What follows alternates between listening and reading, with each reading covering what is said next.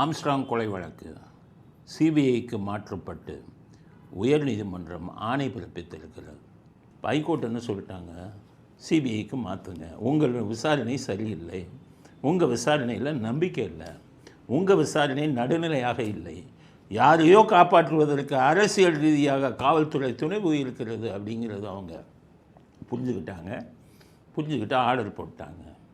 இது கேவலம் இல்லையா? ஸ்டாலின் வந்து காவல்துறையை கையில் வச்சுருக்கீங்களே, உங்கள் காவல்துறை விசாரணை சரியில்லைன்னு சிபிஐக்கு அனுப்புன வைக்கமா இல்லையா? இது மட்டும் இல்லையா, அஜித்குமார் கேஸ் என்னாச்சு, அதையும் உயர்நீதிமன்றம் சிபிஐ கையில் கொடுத்துருச்சு.